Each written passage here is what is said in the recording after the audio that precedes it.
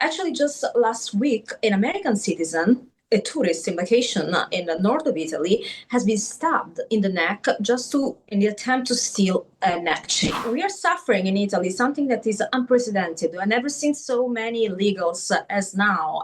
Every time I come back to Italy, I just see the situation getting worse and worse. Is there a reason why those from Northern Africa are coming to Milan? I would think they would stay in the south of Italy, but they're going to the north of Italy. Why? Well, that's a great question, Joe, and my answer might be a little shocking.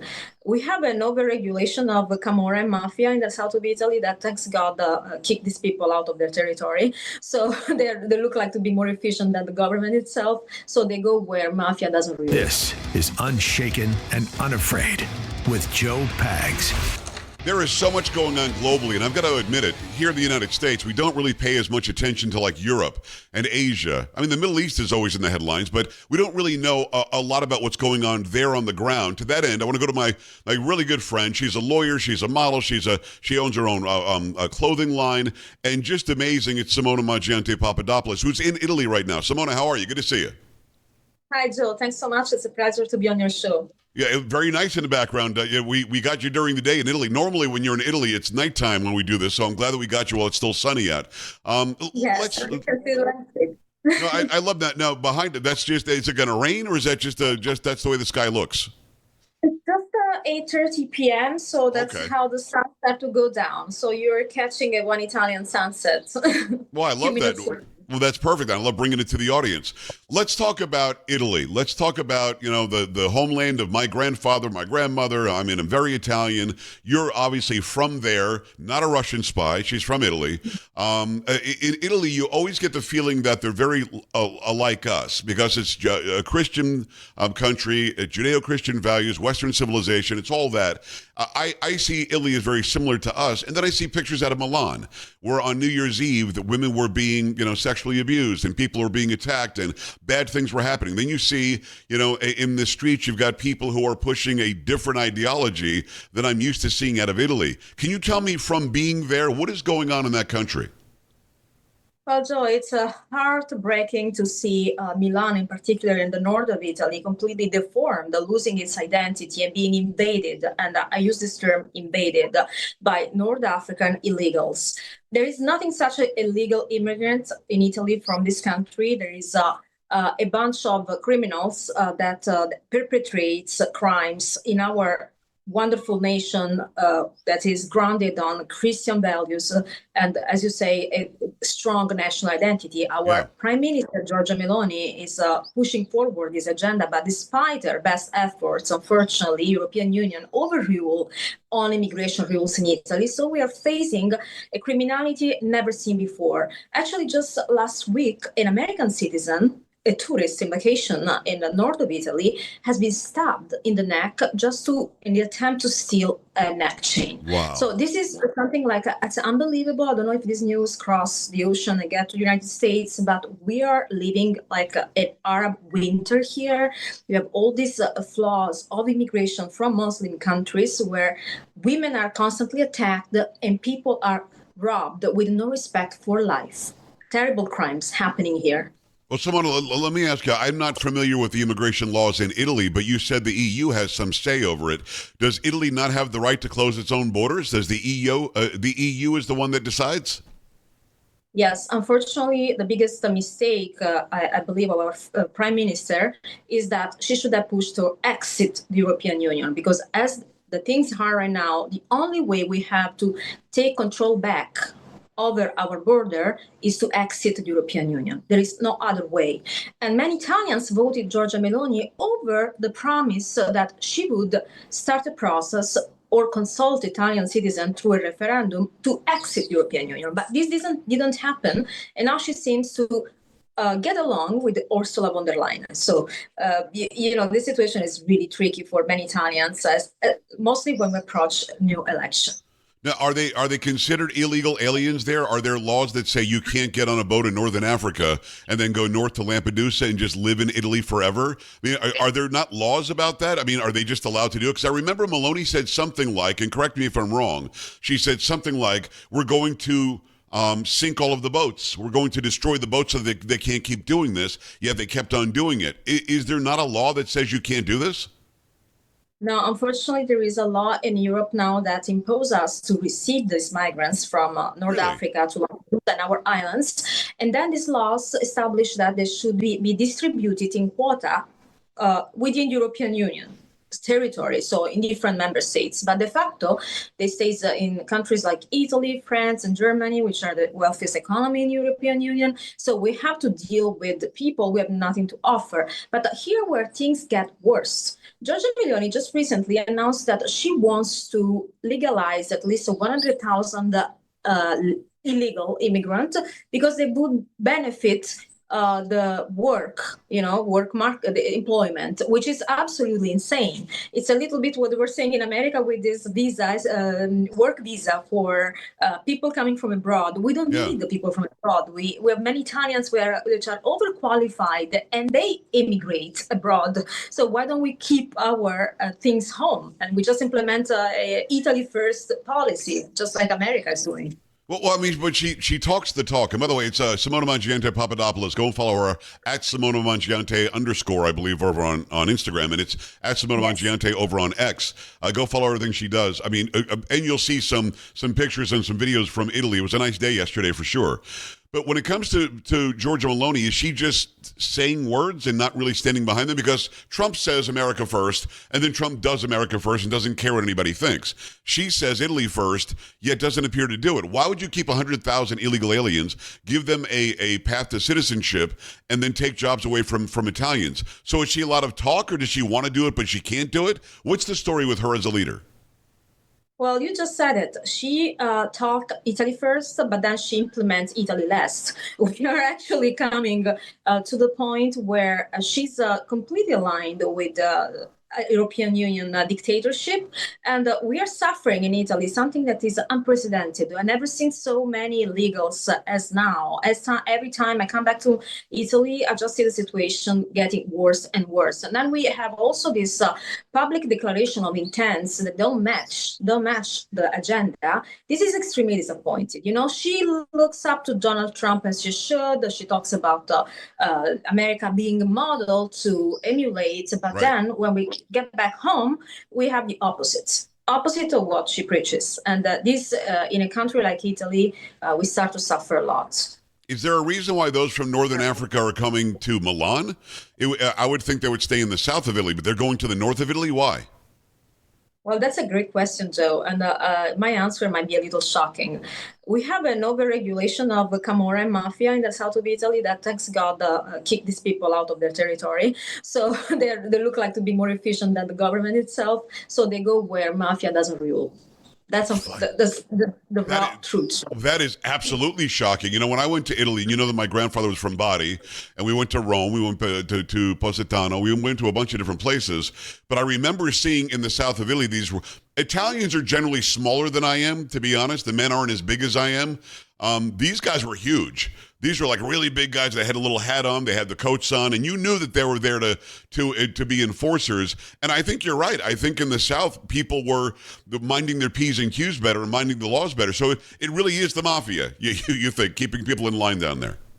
Absolutely. And Mafia don't allow, I mean, they're their own, there's a cancer in society, but they have their own rules and codes they stick to, and they don't allow their territory being invaded by these people. That's why if you go to Naples or Puglia or anywhere in the south of Italy, including Sicily, you won't see what you see in Milan today.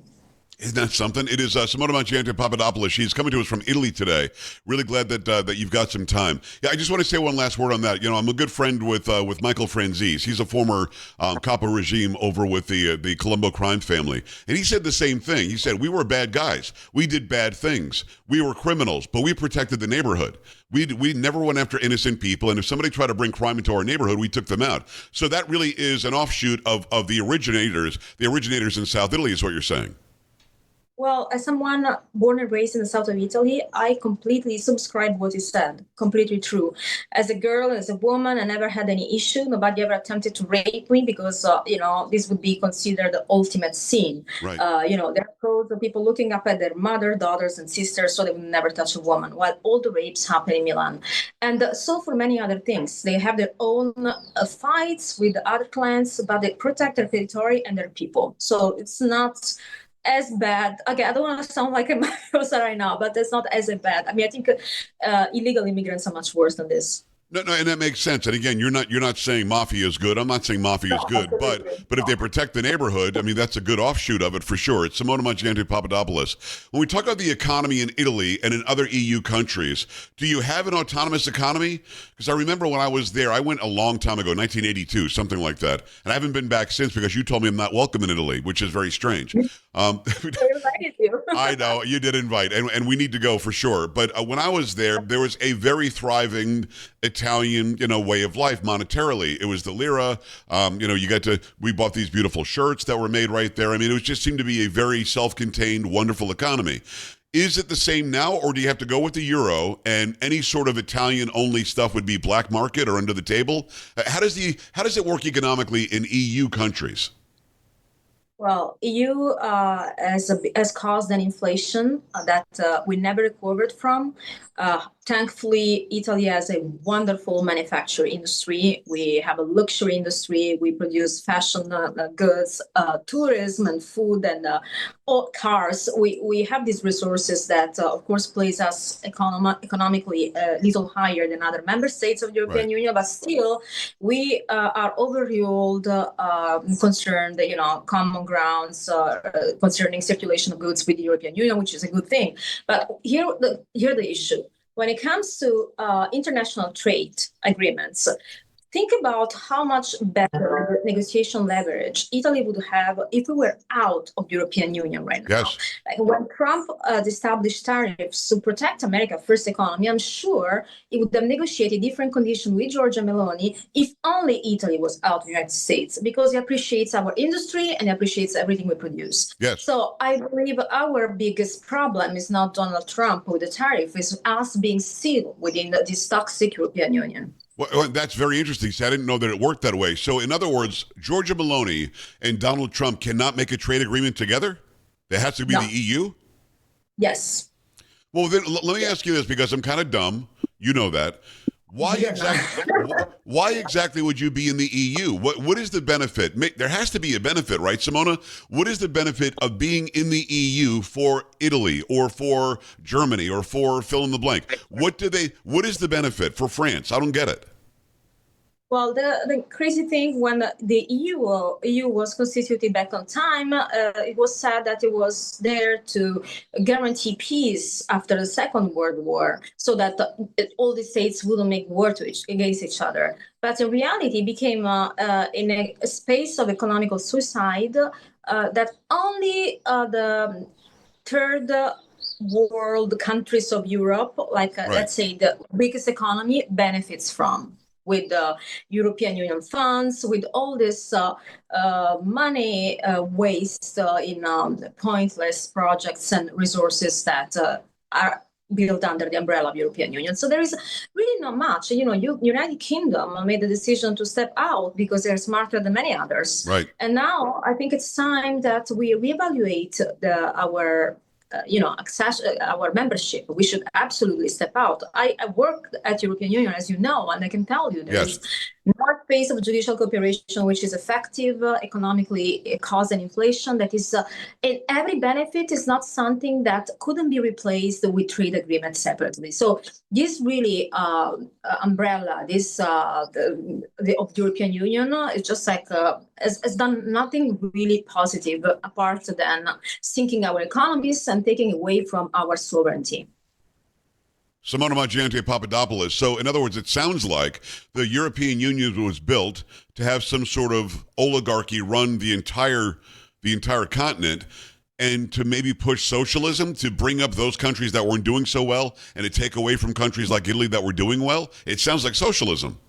Yes, it is. We're just on one way, the Soviet Union collapsed, and then we accessed some of this ex-Soviet country, whose economy really is weak, and we are taking on our shoulder all their problems. So culturally, we're so different and will never overlap. There's nothing such as United States or United States of Europe, like United States of America. Yeah. We come from completely different histories, economies, and all this is a hot mess that after so many years is still not identified as one.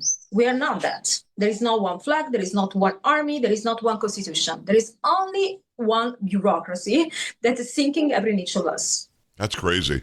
It is Simona Mangiante Papadopoulos. Follow her, Simona Papadopoulos. No, it's Simona Mangiante _ right? Is there an underscore in between as well on IG or no? Yes, on IG, Simona _Mangiante _ and Okay. on X, just like Simona Mangiante. Go follow her everywhere. Please do that. Now, I want to get one last question on the EU, then I want to move on to other stuff. When it comes to the EU, when it comes to this socialism that's been forced upon you, we saw Great Britain leave. What's the process to leave? And is there an Italy exit or something? Is there something like Brexit afoot in Italy or not? Yes, of course. We have all the freedom to start the process to withdraw from the European Union. Usually has happened in the United States. They consult the people first through a referendum, and then they start the procedure to step out, step away, withdraw. So it would be completely possible, but this initiative was not taken by our Prime Minister, who believes apparently now that being in Europe is the best for Italy, which obviously is not. So if there's to be a referendum, she would have to put it on the ballot? Yes. And she's not for that. No, she didn't even consult the people about that. Actually, Why not? now she's complete. Well, she was actually back on time. You can see videos of Giorgia Meloni talking about completely being anti-EU. So talking about the need to step away from the European Union. But now, once and sudden, once she was elected, she thought she should keep the balances, that EU is important, and that Italy has to have a leadership role. Do you remember when she came to Washington to negotiate tariff with Donald Trump? She made it clear that Right. she couldn't negotiate anything for Italy, but she proposed herself as intermediary with the European Union. But of course, this failed. As you can see, Donald Trump didn't care and just established 30% tariff as he promised. And good for him and good for me as American too, right? I am both Italian and American now. It is Simona Mangiante Papadopoulos. Make sure you go follow her everywhere. Also check out, it's called Global View, right? The podcast that you and George do? Yes, Global View. Yes, we're interviewing interesting people, including yourself. Thanks so much for joining. I've been on there, yes. It's a great show. I appreciate you. Go and check out that as well. Let's talk about what's happening now in this country. I know that you're over in Italy, and you'll be back here soon enough, and you are an American. When it comes to the Epstein list, I don't understand, Simona. I'll be perfectly honest, and I did an interview with a former FBI whistleblower. I've been talking about this on my show. I know President Trump is not on the list.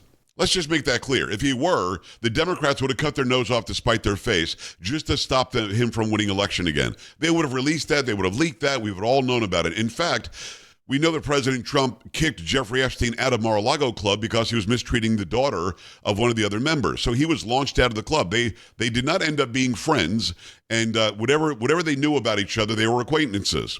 Why, as a lawyer, if a client came to you and said, "How should I handle this situation?" would you tell them to handle it like we're seeing the Epstein case? I mean, as a lawyer, don't you just tell them, get out in front of it, man, be transparent, put it all out there, and let's move on? Well, Joe, as a lawyer, I would definitely push for transparency, and mostly as a voter, I would push even more for transparency, because this has been a topic that has been over-discussed, and I know everyone who qualify themselves as MAGA, right, including myself. Me too. These are good people. People who are have a moral expectation which is bigger than a legal expectation. They voted for Donald Trump because they wanted him to drain the swamp and going against the establishment. Yes. So him being a little cautious into, or like dismissing this. This was a big electoral point, right? We can remember all of us, even Don Jr. pushing Yes. for the transparency and the classification of everything, right, including Pam Bondi and everybody else. So now it looks a little, I would say, suspicious. Of course, Donald Trump was not on that list, and we all know that because otherwise the Democrats would have exposed him before. Yes. But for some reason is dismissing this issue as a secondary issue, while for people who are, again, have moral expectation, are high, who saw in Donald Trump the one who would defeat the deep state and that's another saying, in the establishment and the elites, where a lot of people associated with Clintons are involved with the Epstein, Yes. as we know. Obviously, they're deceived. They're disappointed. I'm disappointed myself as well. So I really hope that justice will be made and transparency will be delivered. I think so as well. Undermining his presidency. I'm sorry. No, I'm with you 100%. I could not agree more because you've got Pam Bondi, who said the client list is on her desk. You've got Kash Patel, who was on my show many times saying we're going to expose everything. Dan Bongino on his own show saying, believe me, folks, we've got a lot that's going to blow your mind about this Epstein case. You're not going to believe what's really going on once we find out. And then you got President Trump, who also said at one point, Bill Clinton's got a problem with that list. I'm telling you, he does. It's some sort of a campaign stop. So now to say, why do you keep asking about this piece of garbage? It makes us wonder, like you said, why? Because I don't think he's got anything to hide. I mean, maybe there are names on there. Maybe there's situations that we don't know about. Maybe there's something else going on that I can't even speculate about. But what he told Pam Bondi, now, and I'll ask you one last question about this because I want to move on to Brennan and Comey.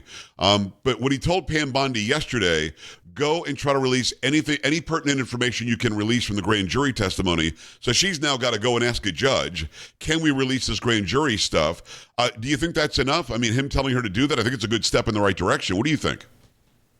I think it's fishy because she's the attorney general and she has all the powers to release everything she pleases. And this commitment to the truth was made a long time ago. And she was also flaunting in many shows on Fox News about having this pile of documents on her desk ready to be released.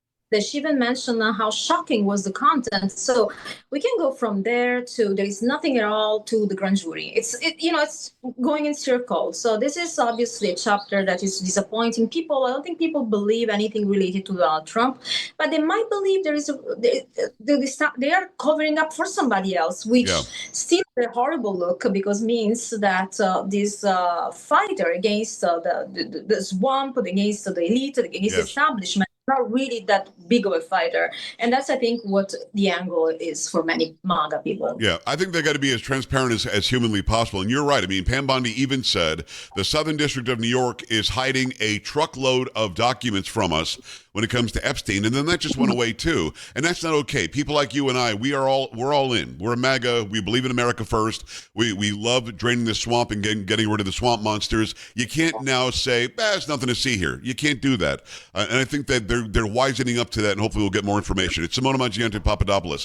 Follow her, Simona_Mangiante_ over on Instagram, and also it's at Simona Mangiante over on X, and check out Global View. Let's talk about Brennan and Comey, and this actually directly affects you and your family. When it comes to Comey and Brennan, we know without the shadow of a doubt, they lied about Hunter Biden's laptop. We know that they surveilled Trump Tower. We know that they entrapped your husband. They did all these things. They went after Michael Flynn. They tried to stop President Trump from being the president. They lied to the FISA court. All that stuff is true. How do you feel as somebody who was directly involved? I mean, you were impacted by this directly, and there are still people who think you're a Russian spy because of this nonsense. Yes. How does that impact you directly when you hear about Brennan and Comey might finally face the music? Well, I was very happy to know that finally a criminal investigation had been started against the author of this hoax. We have to remember that we never got a clarification and conclusion, and ultimately accountability. Now, when it comes to their responsibility, many people think they are simply under investigation for false statements to Congress, but it's not the case. We had other information that a conspiracy happened, and that this was to target the campaign of Donald Trump to make up this unlikely collusion between Putin and Donald Trump to win the election in 2016. They used everything they could use. They tarnished the reputation. Even myself, at the time, I was simply dating George. I became a Russian spy because it was convenient. It was fitting the narrative. So they had no shame. And again, there is a legal issue here, but also a moral issue. And I believe people expect answer on this topic as much as expect answer on Epstein declassification. Now, why I think this is important happening, because I remember back on time, one big fighter was Don Bongino, which I met and interviewed George multiple times. And he used to say, Papa, this is the key. Kash Patel, who I interviewed also last year, has been one of the people who was completely on the investigation in the Russia hoax. I will keep calling it Russia hoax. So we are now having the FBI director and the deputy FBI director, who were among the biggest fighters against this fake narrative. So now I really expect them to go harsh on the people who are responsible for these relentless attacks on President Trump that involved so many other victims around. I mean, I would think that it can be called treason. It could be sedition. These people were doing all they could to undermine a duly elected president of the United States. What is the end result, though? Let's again talk about you and George. What's the end result for you and George? Is there some sort of a victorious outcome here? Is there some sort of vindication? If they get these guys and they look like they're dead to rights, I don't know how they won't get them, but if they get these guys, does that make your life any different? Then will you be able to say, see, what we've been saying this whole time has been true? Absolutely. And, even though we will always be tremendously grateful to President Trump for granting a full pardon to George back on time, full vindication comes from accountability. And it's not a feeling that I have toward myself and my family, but toward the same president who has been slaughtered all the way and delegitimized using a foreign country to build up a collusion that never existed. And I think Americans, first and foremost, us, would be the biggest joy we could have possibly witnessed right now. After we've been vocal, we've been speaking the truth in a moment in which speaking the truth was very inconvenient. And it was not easy because nobody would believe us. Then, as time went by, things became clearer, evidence started to emerge, different Durham reports, Mueller reports as well. They couldn't provide any evidence of collusion. Right. So, of course, we've been in many ways validated already, but having accountability is the ultimate validation, vindication, and finally justice. So I really look forward to it, and I expect Kash Patel and Don Bongino to deliver on this topic, because their entire career was built upon exposing this hoax. No, I couldn't agree more. It's Simona Mangiante Papadopoulos. Go follow her everywhere. It's interesting. You and I talked briefly before we started today. The whole Epstein thing is casting a shadow on this one, which is a much bigger deal. It's a much bigger deal because this country could have been thrown into almost dictatorship had they been successful in implanting Hillary Clinton and stopping Donald Trump from being the duly elected president. And then all sorts of questions come up about 2020. So you and I agree that let's get Epstein out of the way. Let's solve that, be transparent. Now let's focus on what they tried to do with our country. Absolutely. Epstein is a sad story about a pervert, a pedophile, who now is facing justice in front of God, and that many other people will be outed as well. But what really affects Americans and MAGA is the institution that have been weaponized against their people, against their candidate at the time. So this is something that affects deeply the life of every one of us. Because if what happened to George and to myself, or to Michael Flynn, Roger Stone, and everyone else happened in such a tragic way, it can happen to every one of you until this will be fixed. And people should understand that. It's really important. This affects your life. Epstein is just a pervert who has, right now God is taking care of him, and the other ones that have been involved, hopefully justice will be delivered. But when we talk about institution, weaponization of power, well, we're talking about you, we're talking about me, we're talking about American people. What are the people of Italy, of Europe, what are they saying about the controversies that are happening here, the Epstein stuff, the Comey and Brennan? Are they aware of all of this stuff? Well, they're not very much aware of Epstein. I just read a couple of articles. Actually, wrote one for the media I work with here, but they're really much more into understanding the Russia situation, because this is something that affects many players in the European continent as well. So this is something they really talk about, paradoxically, more than American. I want to get into that in earnest in a second. It's Simona Mangiante Papadopoulos coming to us from Italy. Have you been doing some media hits in Italy when you're there? Because I know that you do them from here as well when you're back home. But when you're in Italy, do you go in studio a lot? Do you do a lot of these media hits? I know that you're very, very visible when you're there. And when you do them, is it always about America, or do you also comment specifically on what's happening in Italian politics? Well, it's mostly about what happened in European Union level, because I'm here considered an expert as I worked there for some years. Right. But Italians and Europeans in general pay a lot of attention to what happens to America. We are, I would always make this joke. They almost feel sort of colonies somehow. They look up to the United States, and no, that's true. And it's a model to emulate. So they really pay a lot of attention. If you switch on the TV here, the first thing you will see is probably Donald Trump or anything that is happening over there. Wow. Yes. It's very interesting. You know, I've been on Italian TV once. You actually translated for me. It was a good time. But I'll never forget the comments that we got afterwards. The comments were like so negative on Trump. There must be a real push in a liberal type of media in Italy to make Trump look bad. There has to be, because people in Italy aren't stupid, but I think they're getting bad information.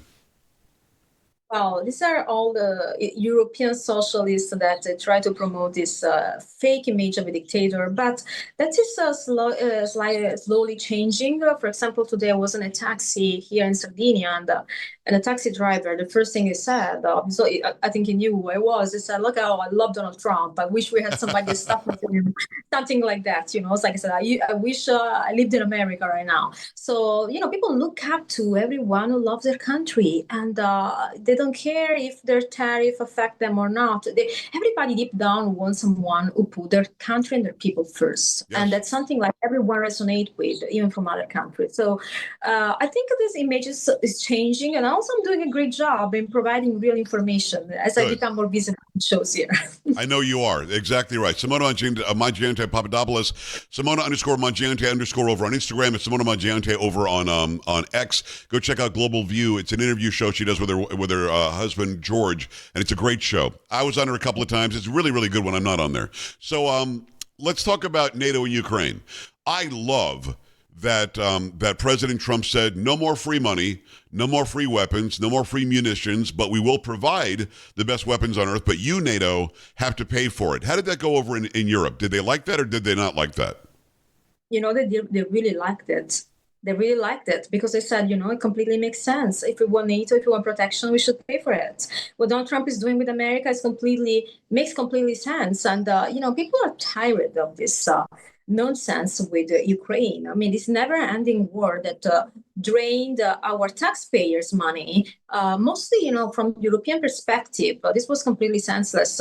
They sold this idea that Russia wanted to invade Europe as a whole, which of course was crazy and stupid. Nobody believes that Putin is going to invade Italy or France. Right. But this is the Democrat narrative in the European Union that we need to stop him there. Instead of say, deal with your issues. We're not going to give Ukraine any arm, any money, any aid.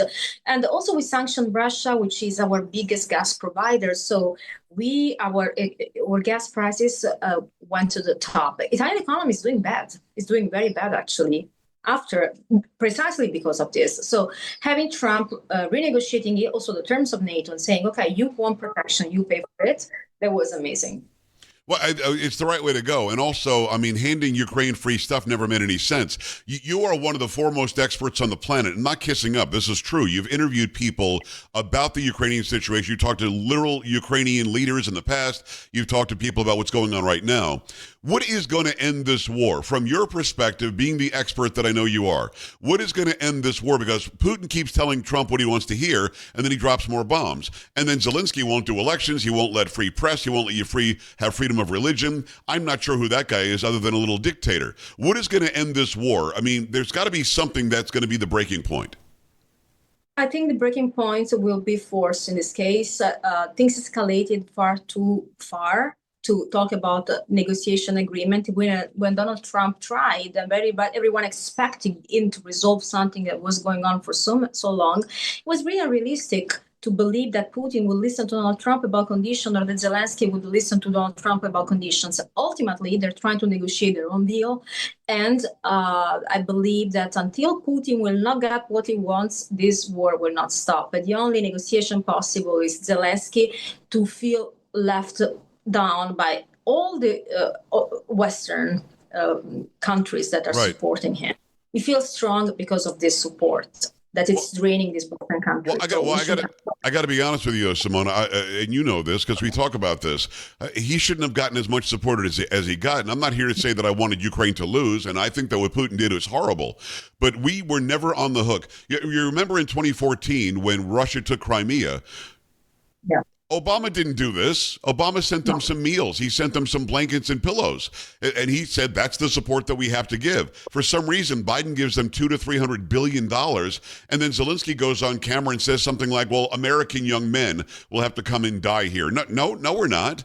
We're not going to do that. We have no connect. It's not a territory of the United States. And like you said, Europe is in the target, not us. I mean, if he's successful in Ukraine, that's Europe's problem. Europe should have said, hey, stop it.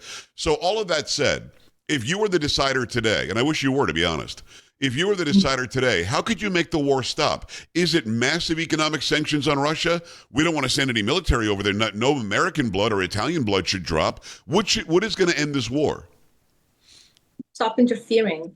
Let them play their game. I mean, at some point, I don't see which is my interest as an Italian, which is my interest as an American, to side with one or another based on this or that narrative. Everyone has their own expectation. They're the one fighting. For a long time now, it's not my role to drain my people pockets to go and support a corrupted leader like Zelensky and make up a narrative of Ukraine being the invaded country, because I've worked in the region enough to know that, yes, Putin, obviously, I'm not defending Putin, but I'm not even siding with Ukraine by any means, because it's not what has been portrayed to people to make them accept to pay their taxes to Ukraine. So this situation will end when either one of the two will win, or definitely when we will step away with our support to one or another. I think the situation that Donald Trump said it clearly, I can push for peace, but ultimately Putin and Zelensky has to negotiate their own terms. Yes. I agree with that. Well, can you tell me about the area of Ukraine that's in this battle? I know Russia thinks that it's theirs, but it was Ukraine's proper area for a while. The people there are ethnically Russian. They speak Russian. And if you did an election, they probably would elect to be part of Russia. What do you know about the places that are up in arms right now, the places that are being targeted by Russia? Is there a claim that Russia owns them or not? Well, of course, there are many people, mostly in the older generation, that remember this referendum in which people decided to belong to Russia. And this is dated of 2014, and I don't think many people mention that. So this feeling of belonging and identification with Russia, not only ethnically, but also politically, has been clear. Now we have also the rise of Ukrainian populist party, which are Nazi. I know many people say this is Russian propaganda. No, it's not.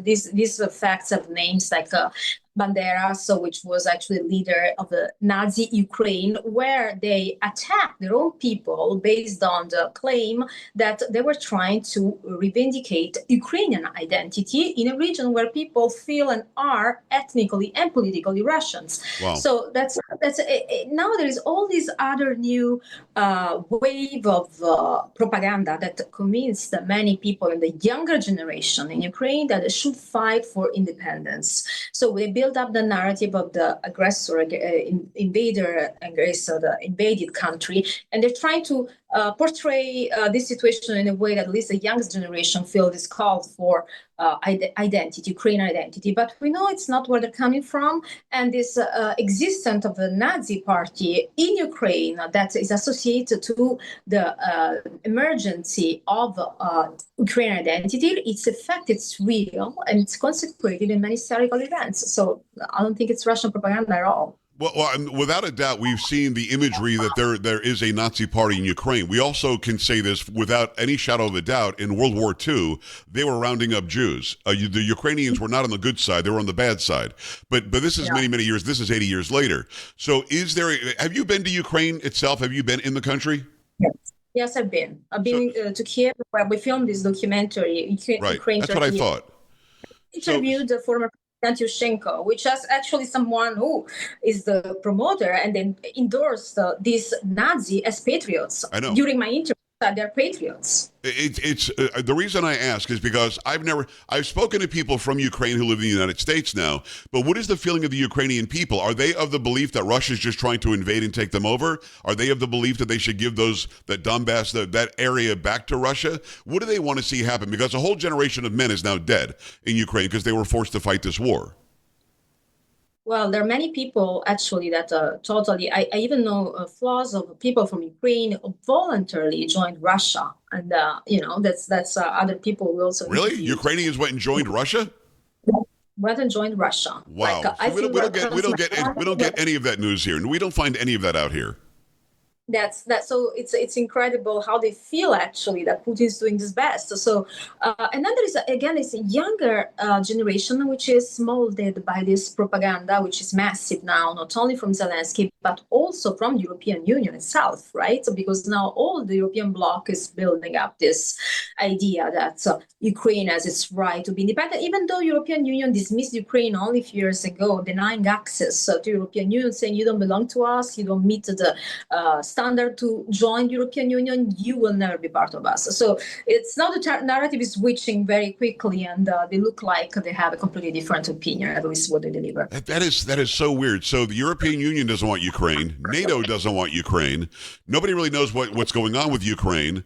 We had a deal back in the early 90s that we would never move NATO any further east, not even an inch east, and we did. I am not supporting Putin. You don't roll into a country and start killing people. I'm against what he did. But I want the reality to be shown, and I don't want to get some sort of a propaganda message about what's going on with Ukraine. I want to know what's really going on with Ukraine. And if those areas that are ethnically Russian want to be part of Russia, that vote should happen and the war should stop. But I don't like that Putin's reason was to go get the Nazis. That's not why he did it. He did it because he believes that part of Ukraine is still Russia. So again, I'm being repetitive, and I apologize. But how do you stop it? Do you stop it by saying, okay, take that area? Because then the world's going to say, well, if you give Putin that, then he's going to go take Georgia again. He's going to go take some other country again. How do you stop it there and stop him from going any further? Because the lie that we're being told, Simona, and you know this, is that he wants to reestablish the Soviet Union. Do you think he wants to do that? It's ridiculous. Putin is obviously it's sufficient to make a geopolitical analysis of the reason of why he's targeting this territory. It's because they are on the Caspian Sea. And we see geopolitically, it's really what it wants Donbass. And this is the area he's targeting, which is the one who was the ancient, it's ethnically Russian and territory. So I don't think he has any interest in that. The geopolitical balances are shifting toward a different type of balances. Now we should probably fear an alliance with Russia and China more than Putin expanding the Soviet Union. This is outdated and it's not real. It's amazing. Simona, I always appreciate the incredible knowledge. It looks like a nice sunset in Italy right now. Look at that. The sun's starting to go down. Yeah. I appreciate you staying up later to do this. Incredible information. I pray that Brennan and Comey pay the price, and I want you and I want George to be completely vindicated and exonerated. I know that you are already, but this will really, really, make it a full deal, along with General Flynn, along with President Trump and everybody else involved. And we'll see how this works out with the Epstein stuff, and I'm glad that you spoke about that. And thank you for the insight on Russia and Ukraine, because here in the United States, we're told one story. So when Trump is asked, do you now support Ukraine? He says, I'm not supporting anybody. I just want the dying to stop. That makes better sense getting your perspective on that. So thank you so much. Thank you so much, Joe. It's always a pleasure joining your show. It's amazing. I always watch all your episodes. Thank you. Well, it's amazing to have you on, and thank you so much for making it happen. That's going to do it for Unshaken and Unafraid with Joe Pags for this time. Back with another episode very soon.